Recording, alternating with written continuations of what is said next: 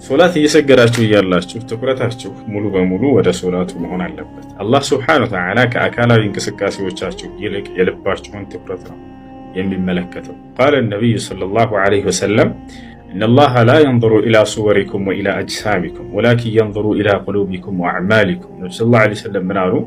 አላህ ወደ ውጫዊ ተክለ ሰውነታችሁ ወደ ቅርጻችሁ ሳይሆን የሚያየው ወደ ልባችሁና ወደ ስራዎቻችሁ ነው አሉ። ስለዚህ ልባችሁ ላይ አደራ። ቃለ አልኢማም ኢብኑል ቀይም አልጀውዚያ ረሒመሁላሁ ተዓላ ሶላቱል ሙናፊቂን ሶላት አብዳን ላ ሶላት ቁሉብ። ኢብኑል ቀይም ምን አሉ?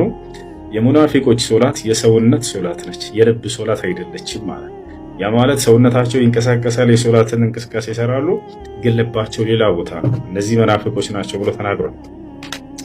አላህ ያዘነለት ሰው ካልሆነ በስተቀር አብዛኛው ሰው እንደዚህ ነው። ልቡ ሌላ ቦታ ነው፣ ሰውነቱ ግን ይንቀሳቀሳል። ስንት እንደሰገደ ራሱ ይረሳዋል፣ ማስታወስም ይከብዳል። እንደዛ መሆን የለበትም። ስለዚህ ሶላት በምትሰግዱ ጊዜ ልባችሁ መጀመሪያ ወደ አላህ ሱብሓነሁ ወተዓላ መሰብሰብ አለበት። ምን ለማድረግ እንደመጣችሁ ቢያንስ አስቡ። ጌታችሁን አምላካችሁን አላህን ለመገዛት እርሱ ያዛችሁን ለመፈጸም መሆናችሁን አስባችሁ ነው መቆም ያለባችሁ። ቃለ ነቢዩ ሰለላሁ ዐለይሂ ወሰለም ኢዛ ቃመ አልዐብዱ ዩሰሊ ፈኢነማ ዩናጂ ረበህ ፈልየንዙር አሐዱኩም መን ዩናጂ አሉ። ኢዛ ቃመ አልዐብዱ ዩሰሊ አንድ ባሪያ ሶላት ለመስገድ በሚቆም ጊዜ አሉ ፈኢነማ ዩናጂ ረበህ እርሱ ጌታውን እያነጋገረ ነው እና ፈልየንዙር አሐዱኩም መን ዩናጂ አንዳችሁ ማንን እንደሚያናገር ያስተውላሉ። ከጌታችሁ ከአላህ ፊት መቆማችሁን አስቡ። ከጌታችሁ ከአላህ ሱብሓነሁ ወተዓላ ጋር ለመነጋገር መሄዳችሁን አስቡ። ከአንድ ንጉሥ ስር ንግግር ልታደርጉ ትሄዳላችሁ ብትባሉ ምን ያክል ነው የምትጨነቁትና ትኩረት የምትሰጡት ያን ነገር? ዛሬ ቀጠሮ አለብኝ እኮ ከዶክተር አብይ ጋር ብለህ ምን ልለው ነው? ምንስ ሊለኝ ነው? ምን ማለት አለብኝ ብለህ ምናልባት እንቅልፍ ላተኛ ትችላለህ።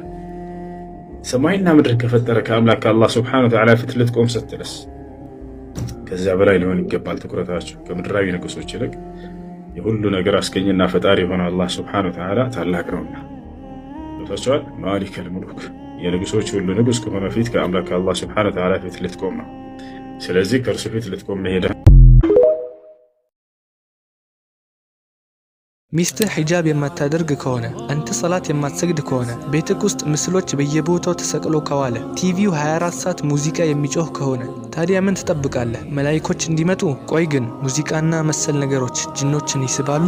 እኔ ቁርአን በምቀራባቸው ሰዎች ላይ ያሉ ጅኖችን ደጋግሜ ጠይቃቸዋለሁ። ወደ ሰው ቤት የሚያመጣችሁ ወይም የሚስባችሁ ወይም የሚቀሰቅሳችሁ ዋናው ነገር ምንድን ነው? ሙዚቃ። ሌላው ሼክ ብዙ ጊዜ የምንጠየቀው ነገር ጅኖች የሰው ልጅን ሊያፈቅሩ ይችላሉ? አዎ፣ ይህ በህይወት ተሞክሮ ያየነውም እውነታ ነው። ጅኖች በተቃራኒ ጾታ ላይ ፍቅር ይይዛቸዋል። ልክ እንደኛ ሁሉ ወንድና ሴት ጅኖች አሉ። እኔ በብዛት ያስተዋልኩት ይህ በተለይ ለእህቶቻችን ነው። ጅኖች ወደ እህቶቻችን የሚሳቡት ዋነኛው መንገድ በመኝታ ቤታቸው ውስጥ ባለው መስታወት በኩል ነው። በአንዳንድ ሰዎች ላይ ቁርአን ስቀራባቸው ጅኖች ራሳቸውን እንደነገሩኝ ከሆነ መስታወት ለነሱ ከሰው ጋር ለመገናኘት በጣም ቀላሉ መንገድ ነው። ስለዚህ ሁሌም ለእህቶቻችን የምመክረው መኝታ ቤታችሁ ውስጥ መስታወት ካለ ፊቱ ወደ አልጋችሁ እንዳይዞር አድርጉ። ወደ መስታወት ስትመለከቱም ቢስሚላህ በሉ። በክፍሎቻችሁ ልብስ ከማውለቃችሁ በፊትም ቢሆን ቢስሚላህ ማለትን እንዳትረሱ።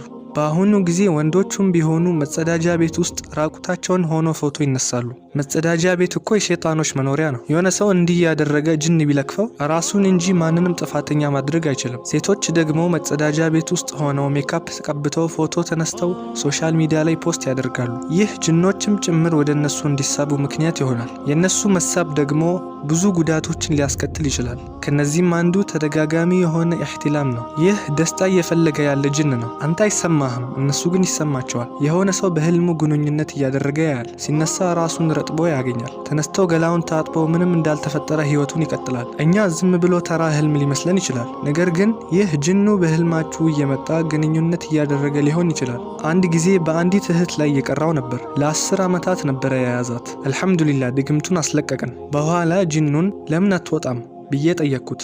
ሙስሊምም አልነበረም። ሙስሊም ሁን፣ እኛ እንጠብቀሃለን፣ አያቱል ኩርሲ አለን፣ አንዳንድ ነገሮችን እናስተምረሃለን፣ ወደ መዲናም እንልከሃለን። በነገራችን ላይ በመዲና ሐረም ውስጥ ጅኖች ከትላልቅ ሼኾች ጋር የሚማሩበት ቦታ ነው።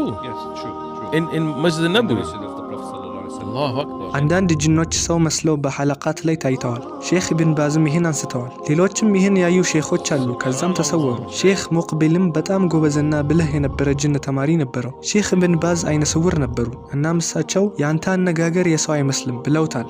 ከዛም ተሰወረ። እናም በመስጂዱ ውስጥ ቦታዎችን እናውቃለን። እናም ለጅኑ መሄድ ትችላለህ አልነው። ጅኑም ምን አለን? አልችልም፣ ከእሷ ጋር በስሜት ተሳስሬ ያለው ከዚች ሴት ጋር 10 ዓመት ሙሉ ነው አብሬያት የኖርኩት አለ። በወቅቱ ባሏ እዛው ነበረ። በጣም ተናዶ መጮህ ጀመረ። አረ ተረጋጋ፣ የባለቤትህ